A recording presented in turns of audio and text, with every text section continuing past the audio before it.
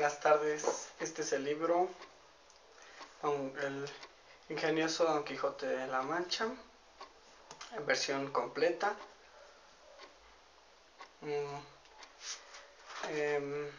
Y yo voy a comenzar a leer el Don Quijote de la Mancha. Voy a comenzar con el capítulo 1.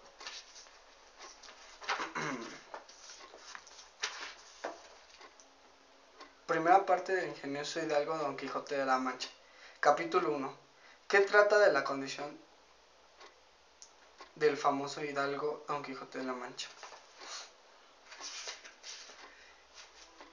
En un lugar de la Mancha, cuyo nombre no quiero acordarme, no ha mucho tiempo que vivía un hidalgo de los de lanza de astillero, adarga antigua, rocín flaco y galgo corredor, una olla de algo más vaca que carnero, salpicón las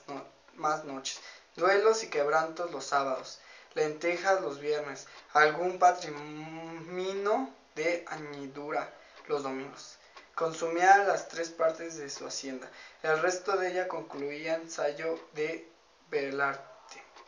calzas de velludo para las fiestas, con sus pantuflos de lo mismo, y los días de entre semanas se honraba con su vellorí de lo más fino. Con estas razones perdía el pobre caballero el juicio, y desvelarse por entenderlas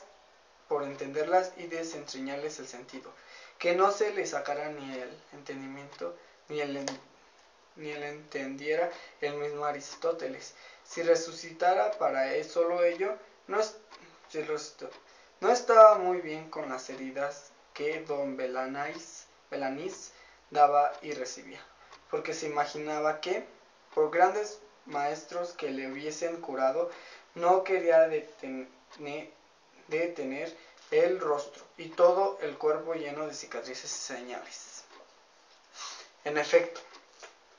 rematado ya su juicio, vino a dar en el más extraño pensamiento que jamás dio loco en el mundo, y fue que le pareció convenible y necesario, así para el aumento de su honra como para el servicio de su república, hacerse caballero andante, y irse por todo el mundo con sus armas y caballo a buscar las aventuras y a ejercitarse con todo aquello que él había leído con los caballeros andantes se ejercitaban, deshaciendo todo género de agravio y poniéndose en ocasiones y peligros donde acabadolos cobrase eterno nombre y fama. Imaginábase el pobre ya coronado por el valor de su brazo, por lo menos el imperio de Trapisonda, y así con estos tan agradables pensamientos, llevado al extremo gusto que en ellos sentía, se dio prisa a poner en efecto lo que deseaba. Y lo primero que hizo fue limpiar unas armas que habían sido de sus bisabuelos, que tomadas de orín y llenas de moho, lenguos siglos había que estaban puestas y olvidadas en un rincón. Limpiólas y aderezólas lo mejor que pudo, pero vio que tenía una gran falta, y era que no tenían celada de encaje, sino morrión simple. Más a esto suplió su industria, porque de cartones hizo un modo de media celada, que encajaba con el morrión, hacía una apariencia de celada entera. Es verdad que para probar si era fuerte y podía estar al riesgo de su cuchillada, sacó su espada y le dio 2 golpes, y con el primero y en punto deshizo lo que había hecho en una semana, y no dejó de parecerle mal la facilidad con la que había hecho pedazos, y por asegurarse de este peligro la tornó a hacer de nuevo, poniéndole unas barras de hierro por dentro, de tal manera que él quedó satisfecho de su fortaleza y sin querer hacer una nueva experiencia de ella, la disputó y tuvo por celada finísima de encaje. Fue luego a ver su rocín, y aunque tenía más cuartos que un real y más tachas que el caballo de Gonela, que tatum pellis et osa fuit, le pareció que ni el bucéfalo de Alejandro ni Babieca de Cid con él se igualaban. 4 días se la pasaron en imaginar qué nombre le pondría.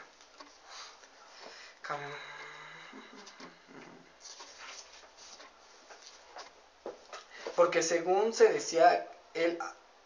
a sí mismo, no era razón que caballo de caballero, tan famoso y tan bueno, él por sí estuviese sin nombre conocido, y así procuraba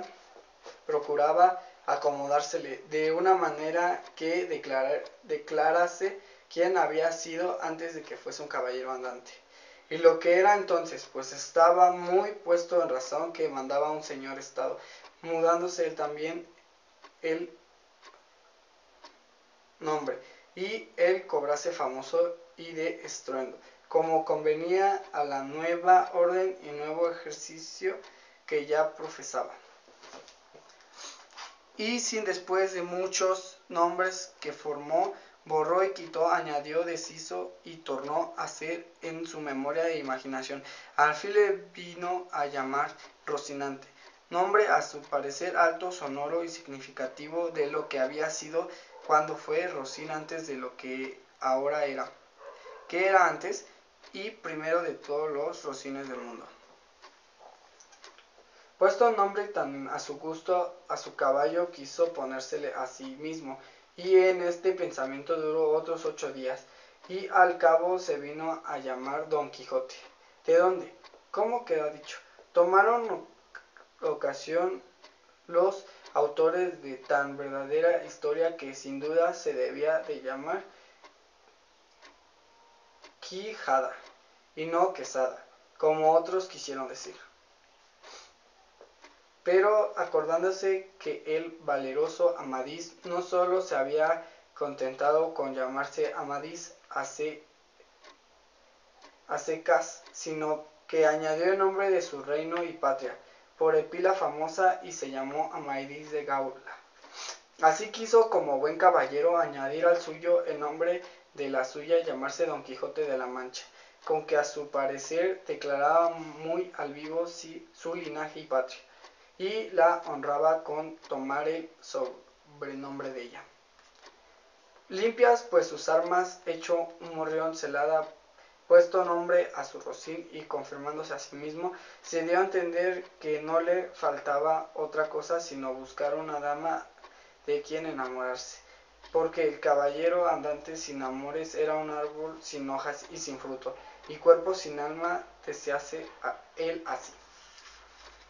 Si yo, por malos de mis pecados o por mi buena suerte, me encuentro por ahí con algún gigante, como de ordinario les acontece a los caballeros andantes, y les derribo de un encuentro, o le parto por la mitad del cuerpo, o finalmente le venzo y le rindo, ¿no será bien tener a quien enviarle presentado, y es hinque de rodillas ante mi dulce señora, y diga con voz humilde y rendido: yo, señora, soy el gigante Caraculiambro, señor de la ínsula Malindrania, a quien venció en singular batalla el jamás como se debe alabado caballero Don Quijote de la Mancha, el cual me mandó que me presentase ante vuestra merced, para que la vuestra grandeza disponga de mí a su talente.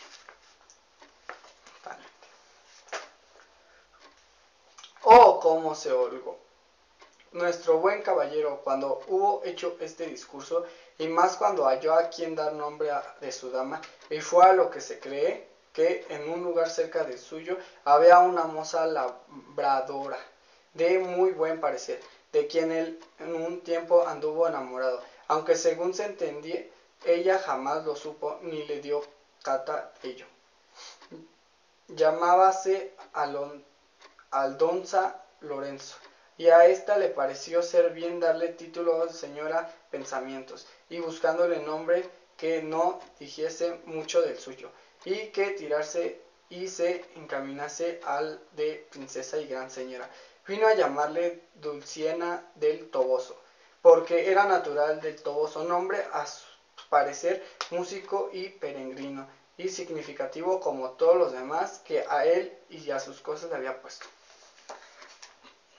Capítulo 2. ¿Qué trata de la primera salida que de su tierra hizo el ingenioso Don Quijote? Hechas pues estas prevenciones, no quiso aguardar más tiempo a poner un efecto de su pensamiento. Apretándole a ello le falta que él pensaba que hacía en el mundo su tardanza, según eran los agravios que pensaba deshacer, tuertos que enderezar, sin razones que enmendar, y abusos que mejorar, y deudas que satisfacer. Y así, sin dar parte a persona alguna de su intención, y sin que nadie le viese, una mañana antes del día que era no de los calurosos del mes de julio, se armó de todas sus armas, subió sobre Ricinante, puesta su mal compuesta celada, embrazó su adarga, tomó su lanza, y por la puerta falsa de un corral salió al campo con grandísimo contento y alborozo de ver con cauta facilidad había dado principio a su buen deseo. Mas apenas se vio en el campo cuando les asaltó un pensamiento terrible, y tal que por poco le hiciera dejar la comenzada empresa. Y fue que vino a la memoria que no era armado caballero, y que, conforme a la ley de caballería, ni podía ni debía tomar armas con ningún caballero, y puesto que lo fuera había de llevar armas blancas como noble caballero, sin empresa en el escudo, hasta que su esfuerzo le ganase. Estos pensamientos le hicieron titubear en su propósito, mas pudiendo más su locura que otra razón alguna, propuso que hacerse un armar caballero del primero que topase, a imitación de otros muchos que así lo hicieron, según él había leído en los libros que tal le tenían en el de las armas blancas. Pensaba limpiarlas de manera en teniendo lugar que lo fuesen más que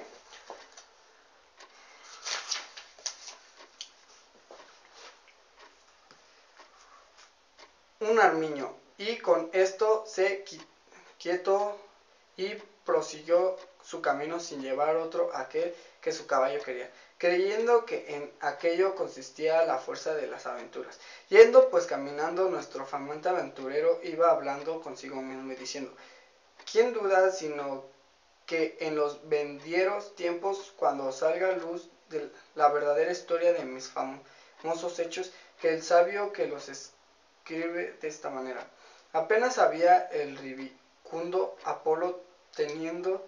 por la faz de la ancha y espaciosa tierra las doradas hebras de sus hermosos cabellos, y apenas los pequeños y pintados pajarillos con sus arpadas lenguas habían saludado con dulce y meliflua armonía la venida de la rosada aurora, que dejando la blanda cama del celoso marido, por las puestas y balcones del manchego horizonte a los mortales se mostraba, cuando el famoso caballero Don Quijote de la Mancha, dejando las ociosas plumas, subió sobre su famoso caballo Ricinante, y comenzó a caminar por el antiguo y conocido campo de Montiel. Y era la verdad que por él caminaba, y añadió diciendo: dichosa edad y siglo, dichoso aquel a donde saldrá a la luz las famosas hazañas mías, y dignas de entrallarse en bronces, esculpirse en mármoles, y pintarse en tablas para memoria en lo futuro. Oh tú, sabio encantador, quien quiera que seas, a quien ha de tocar el ser cronista de esta peregrina historia, ruégote que no te olvides de mi buen Ricinante, compañero eterno mío de todos mis caminos y carreras. Luego volvía diciendo como si verdaderamente fuera enamorado: oh princesa Dulcinea, señora de este cautivo corazón, mucho agravio me habedes fecho en despedirme y reprocharme con el riguroso afincamiento de mandarme no parecer ante vuestra fermosura. Plegaos, señora, desmembraos desde vuestro sujeto corazón que tantas cuitas por vuestro amor padece. Con estos iba ensartando otros disparates, todos al modo de los que sus libros le habían enseñado, imitando en cuanto podía su lenguaje. Con esto caminaba tan despacio y el sol entraba tan aprisa con tanto ardor, que fuera bastante a derretirse los sesos, si algunos tuviera. Casi todo aquel día caminó sin acontecerle cosas que de contar fuese, de lo cual se desesperaba porque quisiera topar luego con quien hacer experiencia de valor y de su fuerte brazo. Autores hay que dicen que la primera aventura que le avino fue la de Puerto Lápiz. Otros dicen que la de Molinos de Viento. Pero lo que yo he podido averiguar en este caso y lo que he hallado escrito en los anales de la Mancha es que él anduvo todo aquel día y al anochecer su Rocín y él hallaron cansados y muertos de hambre, y que mirando a todas partes por ver si descubría algún castillo o alguna mojada de pastores donde recogerse y donde pudiese remediar su muchísima hambre y necesidad, vio no lejos del camino por donde iba una venta que fue como si hubiera una estrella, que no a los portales sino a los alcanzares de su redención la encaminaba. Diose prisa caminar y luego a ella tiempo de que anochecía.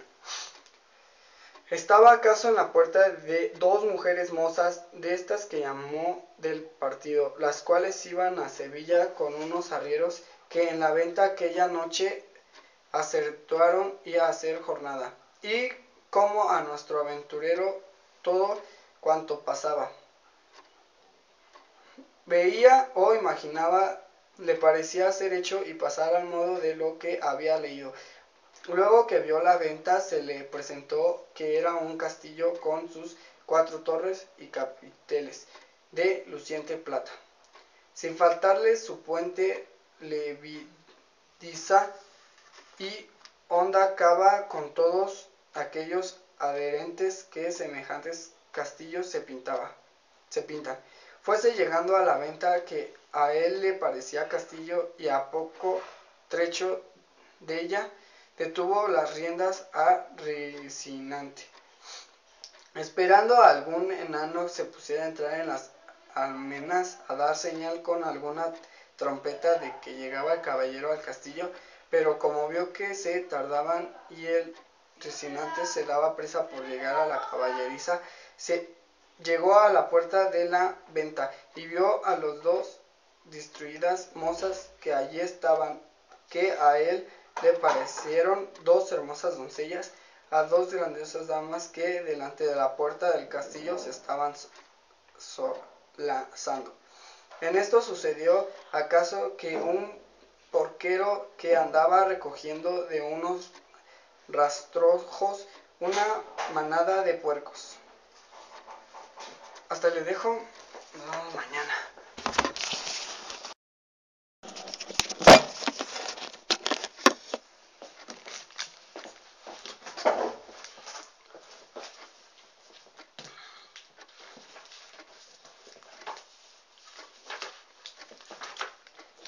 La de los molinos de viento. Pero lo que yo he podido averiguar en este caso y lo que he hallado escrito en los anales de la Mancha es que él anduvo todo el día y al anochecer su Rocín y él se hallaron cansados y muertos de hambre, y que mirando a todas partes por ver si descubriría algún castillo o alguna majada de pastores donde recoger y donde pudiese remediar su ducha hambre y necesidad, vio no lejos del camino por donde iba una venta que fue como si hubiera una estrella, que no a los portales, sino a los alcázares de su redención la acaminada. Dióse prisa a caminar y llegó a ella a tiempo que anochecía. Estaba acaso en la puerta dos mujeres mozas de estas que llaman partido, a las cuales iban a Sevilla con unos arrieros que en la venta aquella noche acertaron a hacer jornada, y como a nuestro aventurado cuanto pasaba veía e imaginaba le parecía ser hecho y pasar al modo de lo que había leído. Luego vio la venta y se le representó que era un castillo con sus 4 torres y chapiteles de luciente plata, sin faltarle su puente levadiza y honda cava, con todos aquellos aderes que semejantes castillos se pintan. Fuese llegando a la venta que a él parecía castillo, y a poco trecho de ella detuvo las riendas a Rocinante, esperando que algún enano se pusiese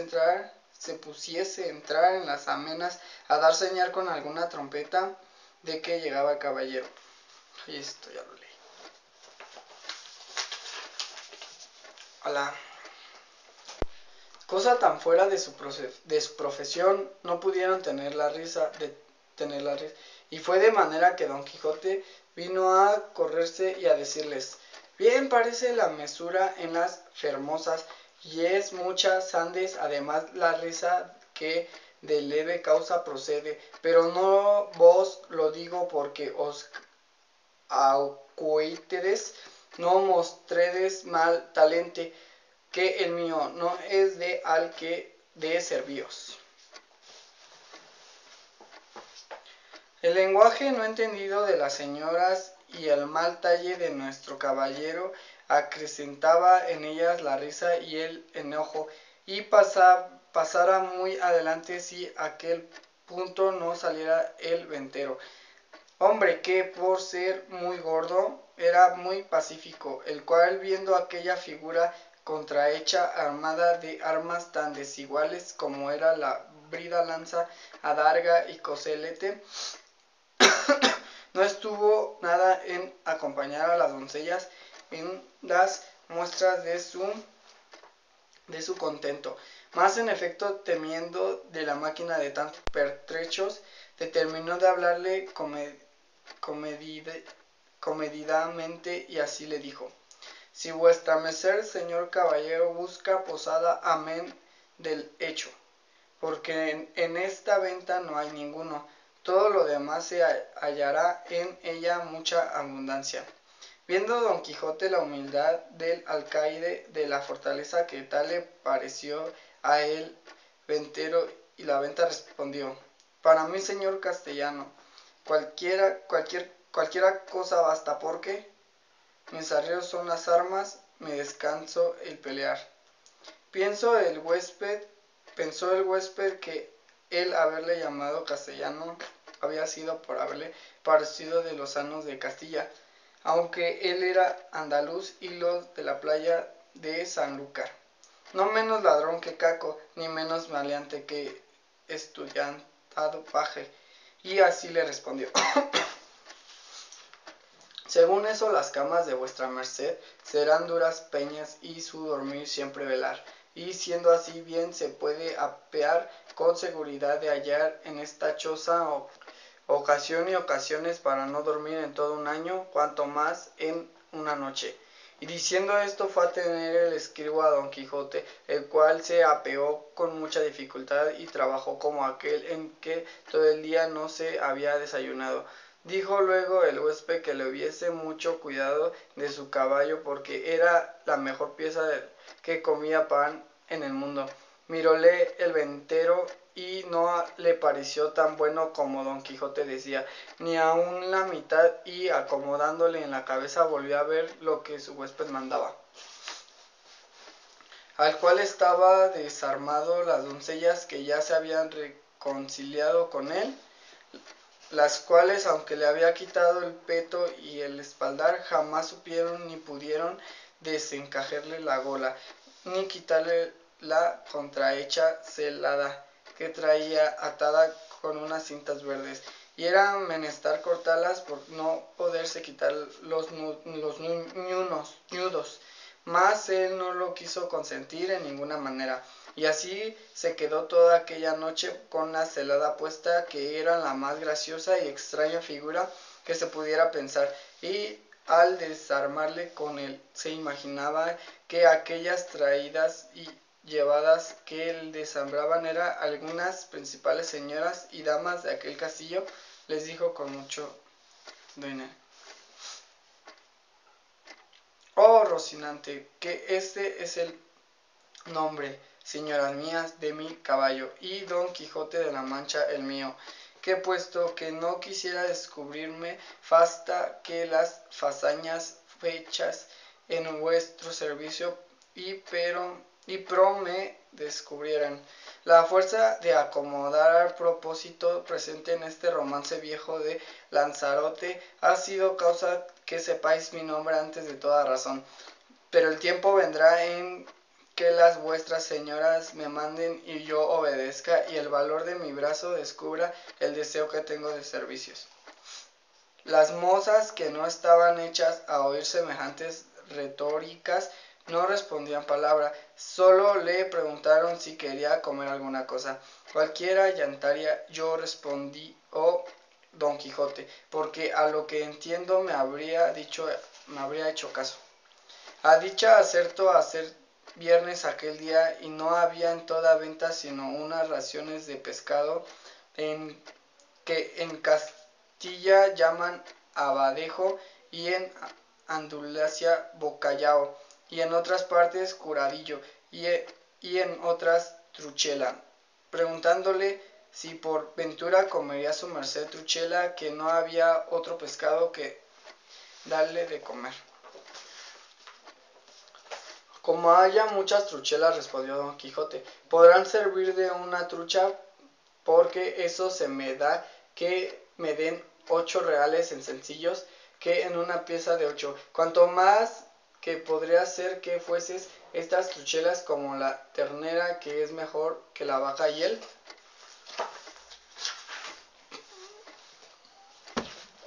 cabrito, que al carbón, pero sea lo que fuere, venga luego, que el trabajo y peso a las armas no se puede llevar sin el gobierno de las tripas.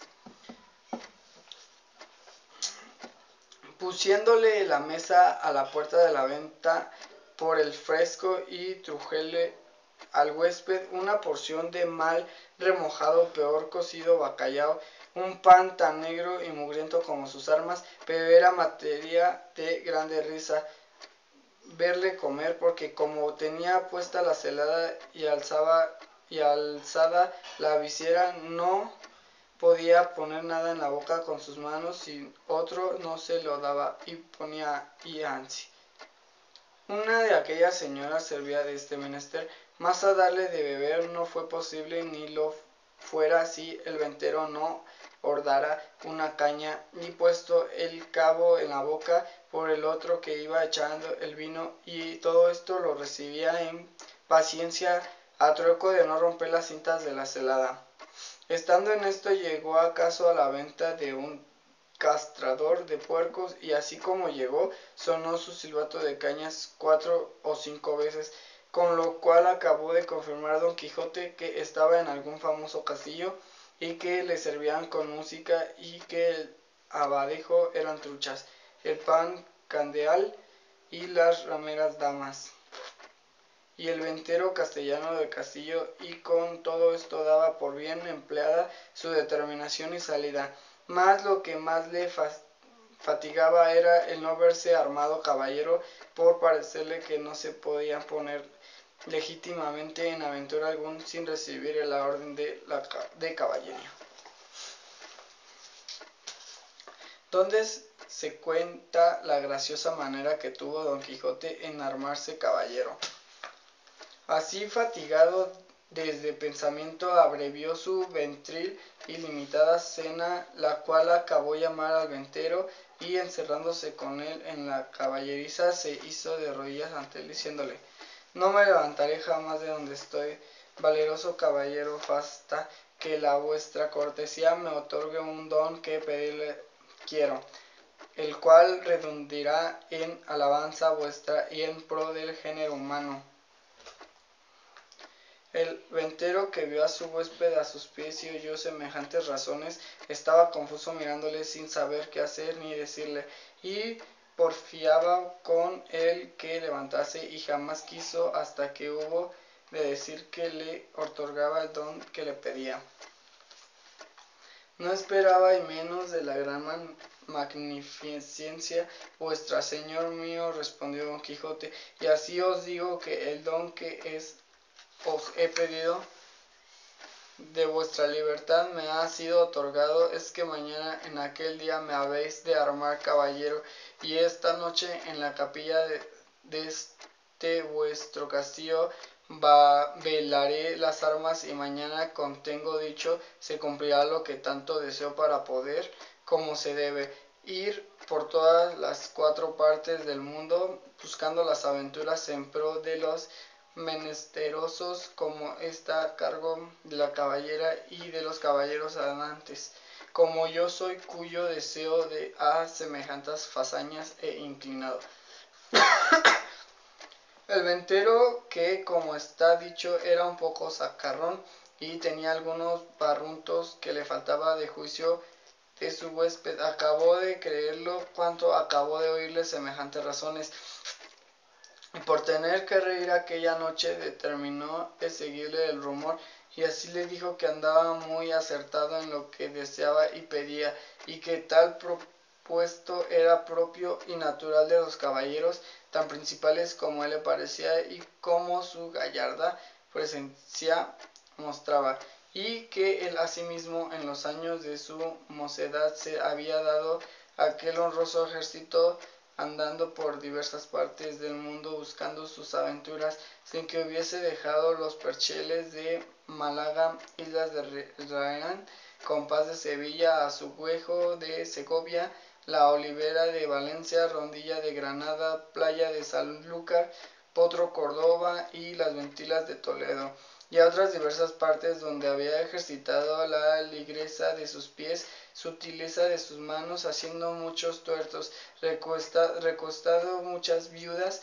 deshaciendo algunas doncellas, engañado en algunos pupilos, y finalmente dándose a conocer por tantas audiencias y tribunales hay casi en toda España, y que al último se había venido a recoger a aquel su castillo, donde vivía con su hacienda y con las ajenas, recogiendo con todos los caballeros andantes la cualquiera calidad y condición que fuesen, solo por la mucha afición que les tenía, y porque partiéndose con él de sus haberes en pago de su buen deseo. Díjole también que en aquel su castillo no había capilla alguna donde pueda velar las armas, porque estaba derribada para hacerlas de nuevo, pero que en caso de necesidad él sabía que se podía velar donde quiera, y que aquella noche la podría velar con patio de castillo, que al mañana, siendo Dios servido, se habría las debidas ceremonias, de manera que quedase armado caballero, y tan caballero que no pudiese ser más que en el mundo. Preguntóle si traía dinero, respondió Don Quijote que no traía blanca, porque él nunca había leído en sus historias de los caballeros andantes que ninguno lo hubiese traído. A esto dijo el ventero que se engañaba, que puesto caso que en las historias no se escribía por haberles parecido a los autores de ellas que no era menester escribía una cosa tan clara y tan necesaria de traerse como eran dinero y camisas limpias, no por eso se había de creer que no los trajeron, y así tuviese por cierto y averiguado que todos los caballeros andantes de que tantos libros están llenos y antesados, llevan bien herradas las bolsas por lo que pudiese sucederles, y que asimismo llevaban camisas y una arqueta pequeña llena de ungüentos para curar las heridas que recibían, porque no todas veces en los campos y en desiertos donde se combatía y salían heridos había quienes los curase, si ya no era que tenía algún sabio encantador por amigo,